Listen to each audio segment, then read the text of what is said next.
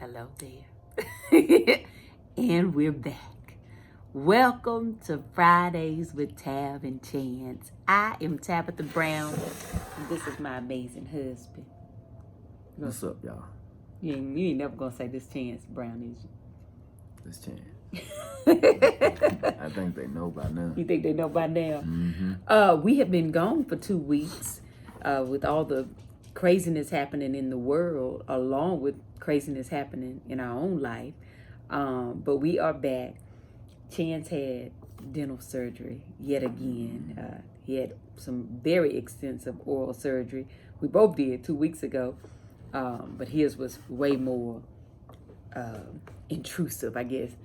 And then again, he had to have it again today, and he had to be put to sleep. And I think he's still asleep. Yeah, I'm coming off the meds now. Yeah, and he's still a little swollen. But how you feel? The lip look a little fat. Yeah, he had no teeth in the back. They gave him some temporary. Gave you some new teeth in the back, like somebody else's teeth. That's why I be telling people I had somebody else's teeth in my mouth for so long, but now I got my own teeth in my mouth because I get to keep these. But anywho, look, matter of fact, shout out to Smile Boutique, honey. Dr. Dale, we love you. We appreciate you. But can I tell you what you said today, coming off of that medicine? Coming off of it? Yeah, after you woke up and you looked at yourself in the mirror, you said that the dentist took your dimples. But you said, first of all, Chance ain't got dimples. He ain't never had them. I had dimples with the Babe, old teeth. Babe, you didn't have dimples. Yeah, I did. Babe. I had dimples. Babe, you didn't have dimples. Yeah, man, I had dimples. He told me, he said, oh man, the gone. dentist took my dimples, babe. And then he gonna say, but they probably gonna give them back to me when I finish paying off my bill. You gotta pay for your dimples back. Yeah, you can't, for you to get 100. It's gotta be. You got to pay that man. Well, very good. Shall we bring the people in? You believe you can sing with your mouth all swollen? I believe in you though. Shall we? Can I dance? Yeah. I think the people need that. Yeah, they need it today. You go ahead and do your thing, Bobby. Yup. Go on and get out there. Let's go. Fridays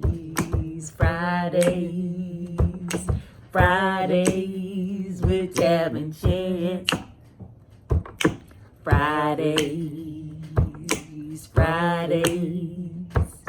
Fridays with Tab&Chance.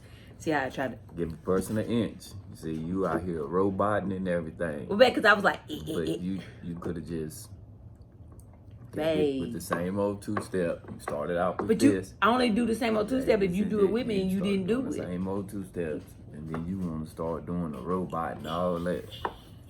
Looking crazy. How are you, husband?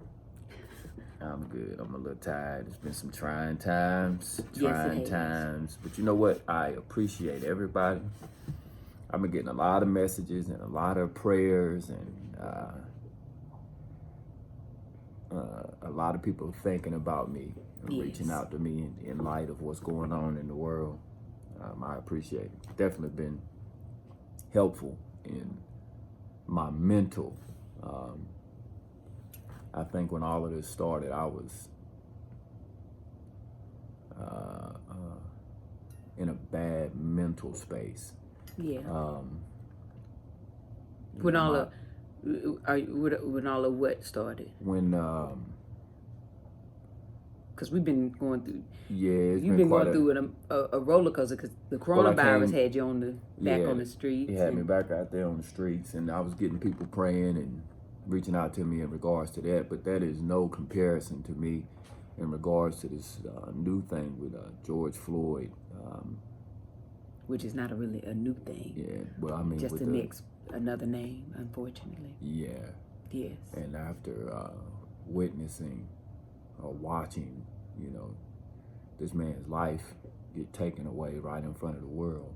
Yeah. And me being in the position that I am as, first a black man and then me being a police officer was very disturbing to my soul. You know, and I was like, how do I address the world when they coming about with, you know, I got people reaching out to me, guys from the gym, guys from, you know, people who just know what I do, asking me for my opinion and on what's taking place. And the hurt inside of me for the last 2 weeks, I kind of just stayed away from sharing my opinion because I needed a little bit of time, just like everybody else, to process what was going on, because it just disgusted me and what I was seeing, and I didn't really know how to address my son, or address the kids that I mentor, who look at me in somewhat of a father figure, and they also know what I do for a living. So I just kind of stayed away from it. But needless to say, you know, and my opinion on it is it's disgusting. And I don't want to have anything to do with it. But unfortunately, because of the profession that I chose. Oh, you're saying what happened as far as the officers that. Yeah, I don't condone it at all. It's not what I signed up for. It's not. It goes against everything that I believe in. I also heard somebody mention, I ain't gonna say no names, but I've heard a couple of people of high status, I guess, ask, what do black officers say to their family, to their kids, to their sons, to their daughters when they go out? They still black children. They're still black kids. We tell them the same unfortunate things. I tell them the same thing, unfortunately. And sometimes I don't know what to tell them. Like in this case, I just didn't know what to say. Because I don't stop being a black man when I walk out the door. I do tell them to, you know, comply, you know, be patient. Mainly to do what you need to do to live. And the disturbing part about all of this is when I saw this man's life get taken away, is that I saw him doing that and his life still got taken away. That's what bothered me so much about it. I'm happy to see that people are now starting to see some of the things that we lived through, some of the things that even myself, prior to and still dealing with being a police officer, because by me getting a badge, by no means does that change the fact of how I get treated. I'm still a black man. I get that a lot too. You know, people say, "Do y'all ever get, you know, stopped, or have y'all ever been racially profiled?" Yeah. Many times. I mean, I remember, you know, us being stopped and you not even showing your badge, and then once he's seen it, he was like, "Well, why you didn't say nothing?" He was like, "I shouldn't have to tell you that, for you to treat me with respect." So it ain't a you get treated differently card when you still are a black man and or a black family. Unfortunately, it's just reality. And you know what? On the other side of that too is, because I know what I signed up for, and that's what I think this time has allowed me to deal with my emotions and process.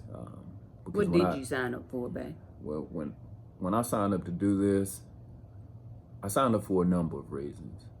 But when you sign up to do this as a black male, right, coming from the environment that you know what's going on, you kind of have if you haven't had a racial profiling of some sort by the time that you sign up to join the police department, you're a rare individual. When I signed up because I wanted to go in and change it. I wanted to be a part of the helping process of it. I wanted to go in and be, if nothing else, to change somebody's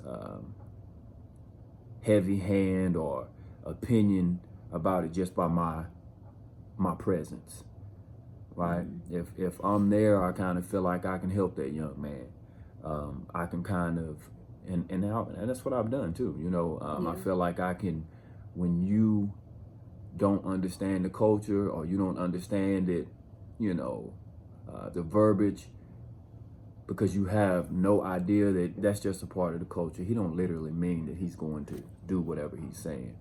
Or when I see that on the other end, you don't understand what this guy is saying in regards to the law and how this can make a major turn. I can be there to, help in some form or fashion.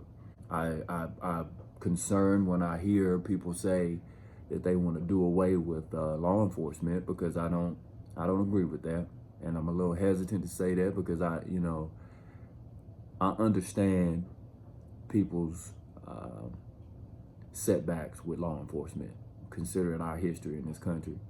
I mean, it scares me, the thought of no police at all. No. Because when things happen, it's the first, that's what we do. We call 911 if it's an emergency, if something's happened, if somebody's getting robbed or kidnapped, or, God forbid, being raped or murdered, all these different things, not by the hands of the police, but in the streets, in the community, just different things that happen in schools. And I think that we forget that when there is a necessity for them, them not being there altogether, that scares me. That's my honest opinion. But I think if somebody can come up with a practical way, if they can say, hey, listen, if we lived in a world where we didn't need them, I would love it. I would love it too. It just scares me right now, the state of the world. I would love it. I'd be all for it if it makes sense. If you can put it together where it makes sense, I'll be the first candidate to say, okay, all right, let's do it. Yeah. But I just can't see how it can make sense. And I just don't see how it would make sense. I don't see us living in a world where history has shown you that violence is going to occur. Let's forget about race. Let's forget about money. Let's forget about all of these different things. There's still so many other topics to where if you bring it up, there's going to be some type of crime associated with it. All right, so I just don't see a way to where you can say, hey, look, okay, as of today, we don't need anybody enforcing the laws. So going back to what I was saying, if there's going to be laws that need to be enforced, my opinion and the way that we need to approach this is by making sure that there's a number of us. We have to be able to be seen and understood. That's right. You have to be able to be seen and understood, and you also have to be able to have a clear understanding that in everything that you do, right, and no matter what the profession is, there's going to be some bad ones, right? Whether you are in the educational field, whether you're in the medical field, whether you're in all these different fields, there's going to be incidents and issues to where there's going to be some bad apples. Now, I know when it comes to law enforcement, it's a little bit more severe because you're talking about the ability to take somebody's life. And I get that, which makes it even that much more important, in my opinion, that we start to change the narrative about the career itself. Yeah. You got to put more of us in there. And I also want to mention this. Somebody was talking about changing, law reform and things. That's great, right? However, we got a lot of people who are lawyers. We got a lot of people who are in those higher positions, for lack of better words. But the incidents that take place usually take place on the front lines. I think that if you have more black officers in the black neighborhoods and more people who understand the culture and That aren't afraid of the people. On the front lines, Yeah. it'll slow down on the front lines. Yeah. All right. If I don't sign up and you tell, or the kids in the future that this is a terrible job and that they're not going to be embraced by their community, and then some other kid who is not familiar with the culture has only watched a little bit of TV selectively, the things that, media pushes towards him. They portray us in one way Right. when the example isn't a great example of what they show us. They're going to fill that spot with somebody. It's going to be a danger to the community. As it has been. As it is already. Right. So, I agree with that. I get it. Because they don't understand. There's something about when you don't understand a culture. People from all nationalities can love, the black culture, but the people are the culture. So you can't love the culture and not love the people or see the people or understand them. So I think it starts with really an extensive background check. Mm-hmm. Like it need to be super extensive. The testing need to be through the roof. Like it need to be a whole lot that goes into before you give somebody a badge and a gun. That's my opinion. Yeah, I think it needs to be very extensive. But keep in mind too this. A lot of people don't realize that they are privileged if the person who developed the test was privileged. They don't know the right questions to put on the test. True. Right? A lot of people don't realize that they have underlying or systemic bias that or racial issues. If the person who's developing the test does not know how to address or to point those things out, right? They don't know, right? So there's levels, in my opinion, but the one that needs to be, that's more important than any, is people on the front lines. You need more officers. Because those are the ones who are actually those affecting are the ones people's that's where life. That is where it starts. Right. Right. So if we need them on all lines too, because you need them on all lines. The court systems, it's like you said, it's about 80% of black and brown fill the prison, right? And that don't make it ain't just us committing crimes. I think we need them everywhere. But you're right. Yeah. Front line is definitely, we have to. If we all know police ain't going nowhere.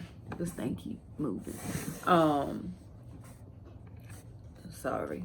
Police ain't going nowhere. So if we are going to have them, we need more of them who look like us. We need more of them who understand us. We need more of them who are seeing us as human, whether they be black or brown or, whomever. What I have learned and what I have seen in the time that I have been doing this, you asked me what do I think would help, or what do I think the answer to not stopping this, but of making a difference, to making a difference, and that's going to be my response. And it's more so because it's like you've seen so many things. You've been treated different ways. Even as a family, we've been, targeted. Things. It's a sad world to live in where people wish death upon you. When you truly try to help and love people, and they still, tell you they wish death upon you, because of what you do and what you stand for. And always having to try to prove you on the good side. Mm-hmm.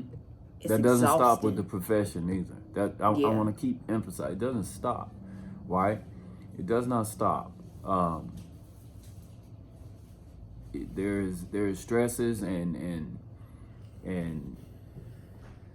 just the same, like, my color does not give me any privilege when I put that badge on. It doesn't give me any. Right? It gives me insight. I get a little bit more insight. I'm privy to certain conversations and being in certain environments, right? But it does not give me any privilege. There's no privilege. There's still an uphill battle, regardless.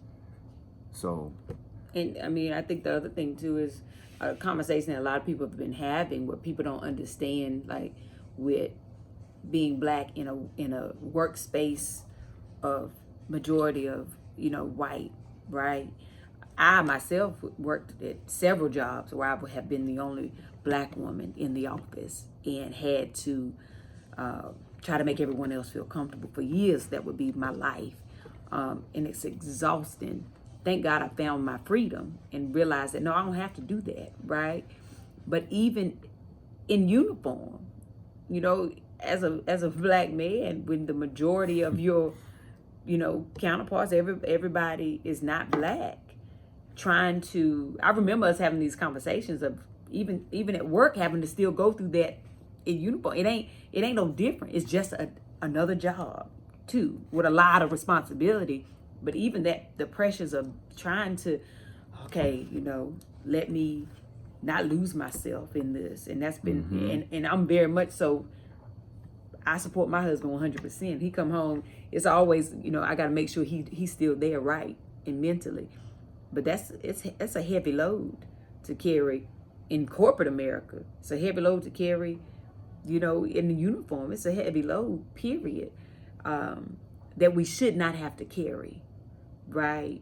And my prayer is that people see that and start to understand that, that we are all human and we should all be treated as such, and we shouldn't have to conform at any time, no matter what our job is, no matter where we are. If we at a restaurant, if we at a store, if we at a school, we should always be seen as who we are.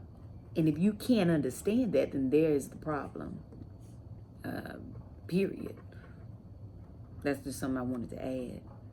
So, yeah, that's that. I hope it makes sense. I hope that people get it, and know where we stand. I mean, I know I've been very vocal, and I've had so many interviews and different conversations, and I've posted while my husband was mentally drained, and we've had conversations.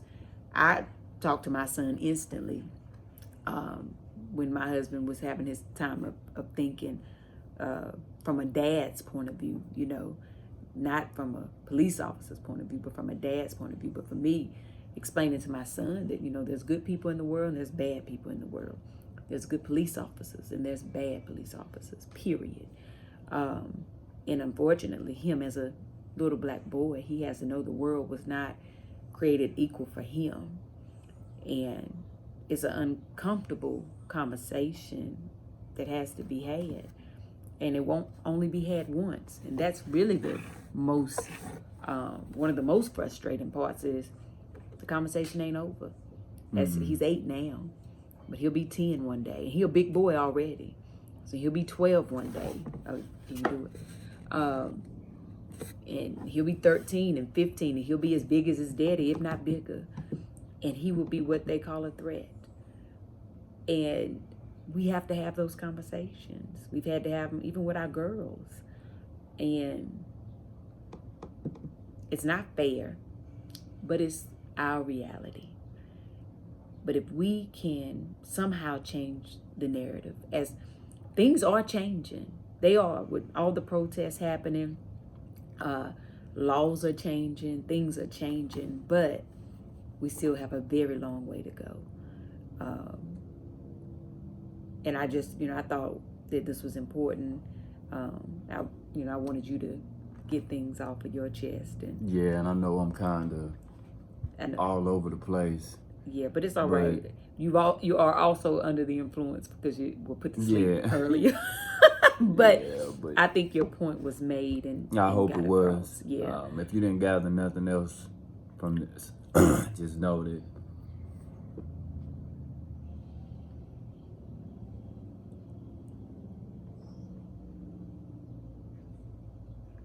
I don't condone what I saw. I'm not we were hurt just as much as anybody else. Hurt for, you can't even count how many times we've been hurt. To watch a man die. To read the stories of other innocent people being killed, and that's not what I signed up for. No. That's not what anybody that I rode with signed up for. It's no easy battle, you know, for any black man. And even when you put the badge on, the road don't get no easier. Yeah, we pray that the true justice is served. And I pray that we stay focused. Yeah. That we there is an agenda. That we keep the same energy. Yeah. We keep the same energy, keep moving.